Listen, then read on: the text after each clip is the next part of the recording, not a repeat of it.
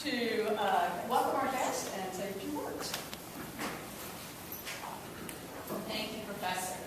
It's really wonderful to see people turn out for this morning, because I think that the presentation that's going to be made in a few minutes will be very helpful to you. How many of you are student teachers or are going to be student teachers? Well, there we go, the front row.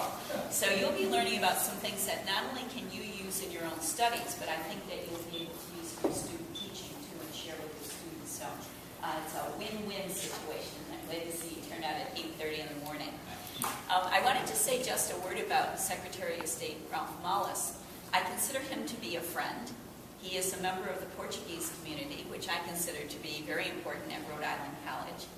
And in terms of his background, he has a wonderful background, I think, as a politician for us, because he's been identified with really parts of our campus very tightly, because he was president of the town council in North Providence. How many of you know that part of our campus is located in North Providence? That's right. We straddle Providence and North Providence. And then he went on from being president of town council to become mayor of Providence. And then in 2006, the voters voted for him to become Secretary of State. And he's been Secretary of State ever since then, and has done some really wonderful things in terms of increasing numbers of voters registered in Rhode Island, and working with the business community in terms of some of the reporting regulations, easing those up, because of course we really want to have as many businesses here in Rhode Island as we can. So I'm just delighted to welcome all of you, to welcome Secretary of State Mollis, and to welcome all of his staff, one of whom is an alum of the college, Raina Smith. Raina, do you want to wave? And we have another person who's a student at Rhode Island College who's here representing WPRO Radio today, Andrew Augustus. Andrew? So aren't we lucky? Rick is really out there, and I think this is just one more wonderful occasion on campus that helps us to promote education. So thank you very much. Welcome. We look forward to your remarks. Thank you, Doctor. And the friendship is definitely mutual. She's doing a wonderful, wonderful job here at one of the premier colleges in Rhode Island. My only regret is that when I left the mayor's office in 2006 to run for Secretary of State, love what I do, but that was just before the doctor became president. We never get a chance to work together as mayor and president, which I wish we did, because when I drove up to the campus, I actually was trying to think of the last time I was here, because it seems like the progress that being made is just incredible. And so we were talking, and I'm saying, you know, it's such a long time that I've been here, the progress is incredible. And I realized I was here in 2012 for the presidential primary, so the progress has only been the last year and a half. And it's just amazing what's going on. So kudos and congratulations to all you're doing here. I know we have a lot of members of the administration here at Rhode Island College, and thank you for all you do. Dr. Blankenship for having us here. Obviously, we hire Rhode Island College graduates to make sure you keep us in mind when you're graduating. Although I saw a lot of hands go up as teachers, and that's real good. I'm glad to hear that, and I'll tell you why in a second. I don't want to miss anyone, but I do want to just mention Joanne D'Alessandro, who just walked in as part of your athletic department administration, but Joanne and I worked together when I was mayor of North Providence also, so great to see you, Tom, and Joanne. I haven't seen you in a while. We have members of my staff here, and again, what you're about to see is really the hard work that they put together. They're going to talk for a little while. But most importantly, I want to just welcome all of you for a couple of reasons. First, I love history, and I have to think that I'm talking to students who also have that love for history. Secondly, I give you a lot of credit at 8:30 in the morning to be here and join us, believe me. It was a while ago that I graduated from college, but I know that I never look forward to that 8:30 a.m. class, so thank you for being here. It means a lot. And for those of you who raise your hands and you're going to be student teaching, or you're going to be teaching, that's excellent. I think this is a tool that truly will be beneficial to you.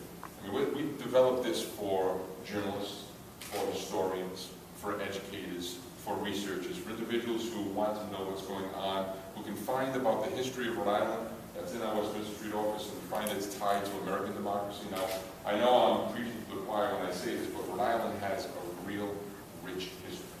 And our tie into our American history is incredible. All of that history, or most of that history, is actually at our archives. I think I know the answer, but I'm going to ask anyone. Who here has actually been to our archives in Westminster Street? Excellent. I'm glad to see that.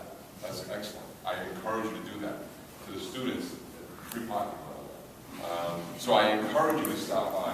I love going there. If you love history, it's an amazing place.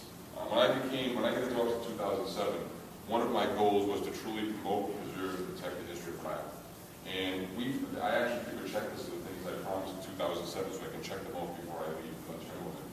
And one of the things that I never get to check off, but I'm not done yet, is to bring the history of the archives out to a place that's easy for people to visit, almost like a museum, something we really wanted to do.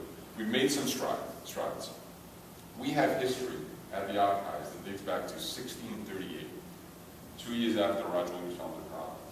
1638. One of our most amazing documents, I think, is our Royal Charter. So when you talk about Rhode Island history, and I didn't learn enough about this in high school. I wish I did. I went to college outside of Rhode Island, but in high school you'd think we'd learn about Rhode Island history, and we never did.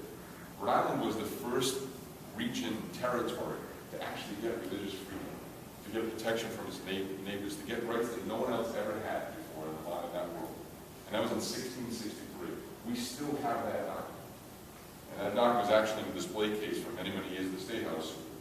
Although we never got to open up that museum, we did get a chance to move the charter to now a charter room. So second to the archives, I would encourage you to visit the State House. A lot of history there.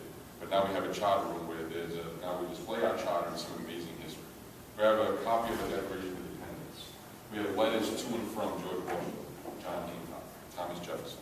We have letters from George Washington actually hanging in our office. We walk by it as if it's commonplace, as if I wrote the letter. It's amazing. I mean, we just take it for granted. And so one of the things we wanted to do is we know people need to research this, family history. Of course, a lot of the census data is all at the archives. People who are doing this research need to find a way to find out, number one, do we have it? And number two, how can you see it? Some things you see online, some things you'll have to go visit, but of course, at least you can find out that we have it there. We actually have millions of documents at the archives. Now, I want to let you know that we actually did a press release and acknowledged this. This is the official kickoff of our State Archives online catalog. And I saw all the bullet points in the notes, and I was going over and I saw millions of documents. And I said, somebody's called one or archivist, and I made a mistake. I think there should be thousands of documents. And she go back and said, no, it's millions of documents, literally. So we don't have everything online just yet. We have a lot of images, a lot of documents, a lot of important historical records that are online. And our goal is to bring this information to the home, to the researcher, to the classroom. I really want to stress that. If you're going to be teaching, I hope and have to think this is going to be an incredible tool for you to be able to talk to your students. Because as with anyone, if you have an image to relate to, it's a lot easier to teach than to have it. And so our goal is to let you know what we have in our archives, and also let you be able to show them to your students, our researchers, historians, etc. And so that's why we picked Rhode Island College and all of you to kick this off. And we got a great article in the Providence Journal, nice editorial, which actually raved about this archive online catalog. It's nice to see that, and the fact that we are here at Rhode Island College. So before we do a little practice and a little bit of demonstration, I'm going to want you to follow through with us also. And also want to open up the question and see what you think we can help you. As I was telling a few people, some of our best ideas are other people's ideas. So as you're going through, if you think there's a way that we can better serve you, you can let us know. But before we do that, I just want to turn it over to one of the many people who really was instrumental in getting this done. You can only imagine the work it takes to catalog all of these images and documents and actually get some online. And that's our State Archives.